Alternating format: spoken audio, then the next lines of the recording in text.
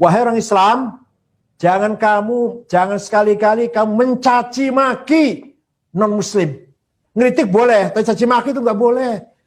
Said Agil bego, nggak apa-apa. Kalau saya nggak apa-apa, silakan kata bego, silakan nggak apa-apa. Kalau saya nggak apa-apa. Mau bego, mau sesat, mau apa, mau gemawon. Tapi Gus Dur jangan. Gus Dur buta mata, buta hati, nggak boleh. Ada seorang guru besar Harvard di bidang ilmu politik bernama Samuel Philip Huntington yang menulis buku dan diceramahkan bukunya itu pada tahun 1987. Judul buku itu adalah The Clash of Civilization, As-Sira' Bainal Hadarat. Isinya antara lain ringkasnya, setelah selesainya perang dingin antara Barat dan Timur dengan bubarnya Soviet, bubarnya negara-negara komunis, maka akan terjadi konflik budaya, clash civilization. Konflik budaya ini artinya apa? Artinya akan terjadi peperangan bukan karena politik, bukan karena ekonomi, tapi karena suku dan agama dan budaya. Ini ramalan prediksi tahun 87.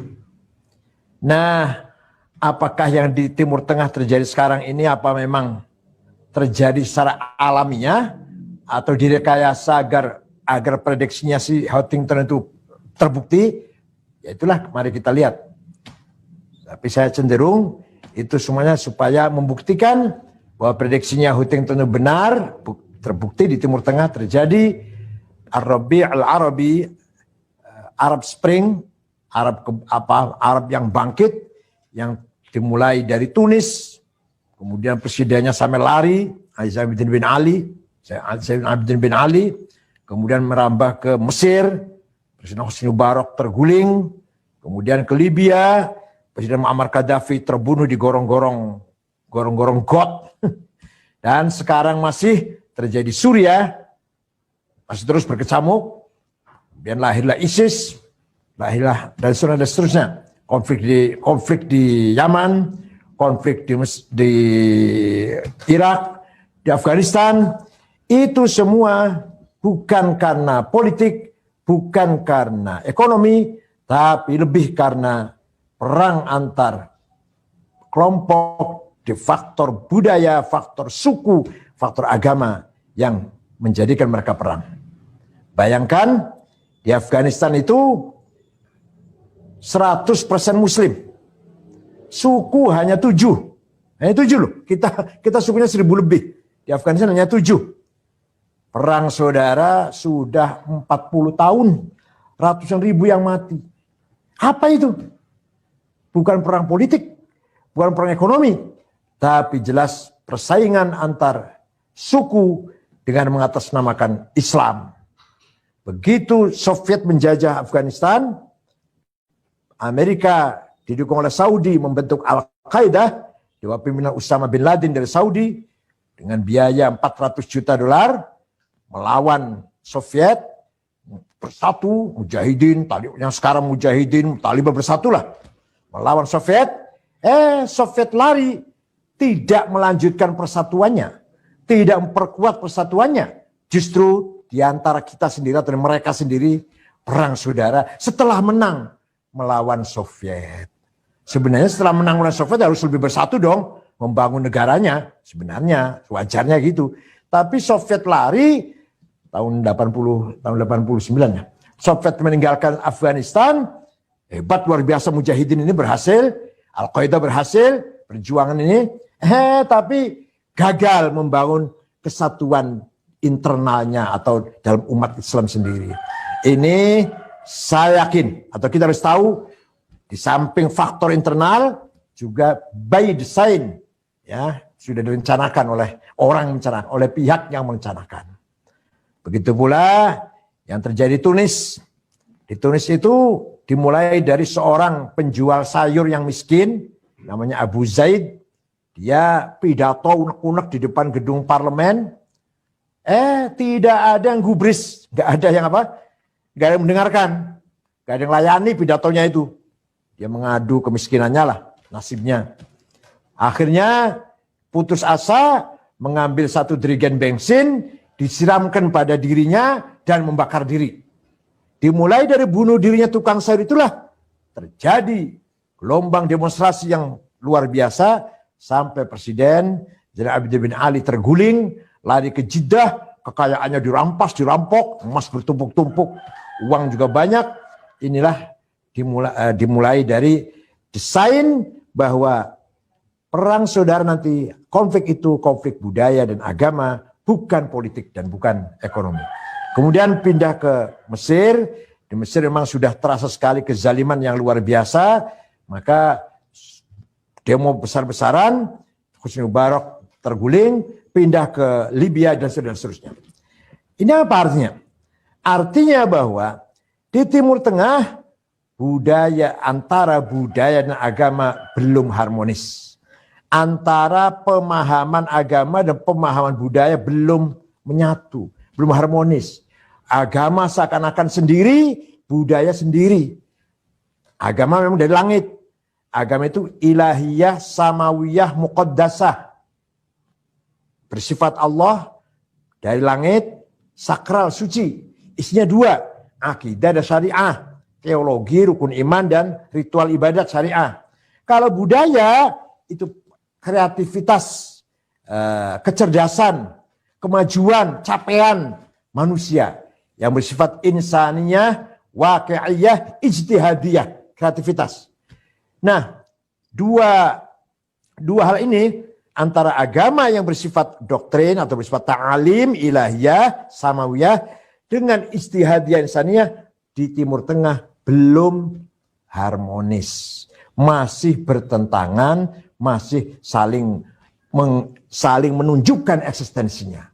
Oleh karena itu, para pejuang muslim, yang besar-besar ya, bukan yang kecil ini, para pejuang muslim, tokoh-tokoh pejuang muslim besar, Said Qutb, Hasan Banna, Yusuf Qaradawi, Wahbah Zuhaili, Muhammad Ghazali, Said Hawa, Hasan Turabi, beliau-beliau adalah pejuang muslim, tapi tidak nasionalis.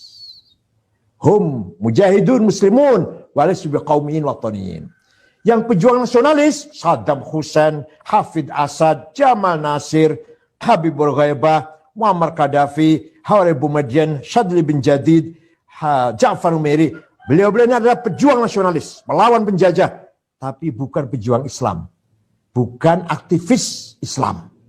Nah, betapa bedanya dengan keadaan di kita Indonesia ini. Alhamdulillah, di Indonesia ini, Kiai Hasyim Asy'ari, Muslim 100%, mujahid Muslim 100%, juga mujahid watoni, mujahid qaumi, mujahid nasionalis 100%.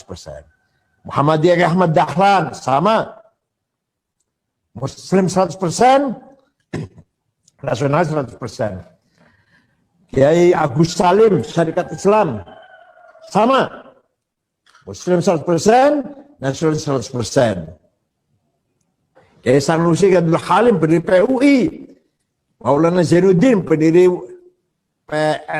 NW, Matra Anwar, semuanya itu ormas-ormas yang dipimpin oleh ulama dengan suhuddin dan ruhul wataniyah. Jadi harmoni hubungan antara agama, pemahaman agama dan semangat nasionalis sudah harmonis, sudah mapan, sudah enak gitu loh, sudah mapan. Tinggal mari kita memelihara, memperkuat, mengawal, menjaga sehingga kita menjadi bangsa yang bermartabat, bangsa yang beragama religius, tapi juga bangsa berbudaya, berakhlak, berkarakter, punya jati diri, punya kepribadian. Bukan hanya beriman saja, tapi nggak berakhlak, itu sama seperti bangunan punya fondasi belum ada dinding. Berakhlak saja tapi nggak punya iman, ya sama dinding nggak punya fondasi. Apalagi syariat itu atap syariat itu. Jadi fondasi kuat, dinding harus kuat. Baru nanti syariatnya kuat atap. Nah kalau atap saja dibicarakan atap saja yang dipermasalahkan. Akhlak nggak dipermasalahkan. Ya sama dengan rumah, ada atapnya, nggak ada dindingnya, nggak ada tembok nggak ada pagarnya, nggak ada temboknya, pasti akan ambruk. Oleh karena itu Syauqi mengatakan, wa innamal umamul akhlaqu ma baqiyat fa inhum dhahabat akhlaquhum dhahabu. Martabat bangsa sebuah umat adalah akhlaknya, budayanya, karakternya. Coba, mohon maaf, bukan bicara tauhidnya, bukan tuh. Syauqi tidak mengatakan martabat umat adalah tergantung tauhidnya, akidahnya. Kalau akidahnya baik, maka martabatnya akan baik. Kalau akidahnya jelek, akan hancur. Enggak tuh. Akhlaknya, budayanya. Ternyata benar. Banyak bangsa yang teologinya menurut kita tidak benar. Eropa atau Jepang atau Korea, teologinya tidak benar, akidahnya enggak benar. Mereka maju. Mereka luar biasa. Mereka bermartabat. Dihormati semua pihak. Kenapa? Berhasil mempertahankan budayanya, karakternya, kepribadiannya. Ya, ini kita harus kita perhatikan. Iman kita betul, sudah nggak salah nggak. Iman kita, imannya orang Arab, imannya orang Mekah, orang Saudi, orang Mesir, benar akidahnya. Syariatnya benar, sholat 5 waktu, puasa Ramadan, haji umrah ke Mekah, zakat, udah selesai. Tapi yang sedang hancur kita adalah budaya kita, akhlak kita, jati diri kita, kepribadian kita. Nah, belakangan ini tahun 2020 memang tahun yang sangat prihatin karena seakan-akan kita setback, mundur ke belakang. Seakan-akan kita menjadi bangsa yang mundur lagi, masih mempersoalkan perbedaan agama, perbedaan suku, yang mulai muncul lagi, pada itu sudah selesai padahal. Sejak founding fathers kita, Ki Hasyim Asy'ari mengatakan, Indonesia Darussalam tahun 36. Tahun 36 sebelum merdeka, Ki Hasyim Asy'ari mengatakan Indonesia Darussalam, negara yang damai, negara yang aman, antar agama selesai, antar suku nggak ada masalah. Bukan negara agama, negara Darussalam, bukan Darul Islam, bukan. Antara agama, berbeda agama, berbeda suku tidak menjadi masalah. Kita punya ukhuwah watoniyah, ikatan persaudaraan sebangsa dan setanah air. Nah ini tahun-tahun akhir ini surut lagi, merosot lagi. Yang harus semakin meningkat menuju multikulturalisme, ternyata kita tarik ke belakang lagi, seakan-akan perbedaan agama dipermasalahkan lagi. Ini kita prihatin, padahal Al-Quran nih, jelas nih. Aduh, ayat berapa ya? Surat An'am ini.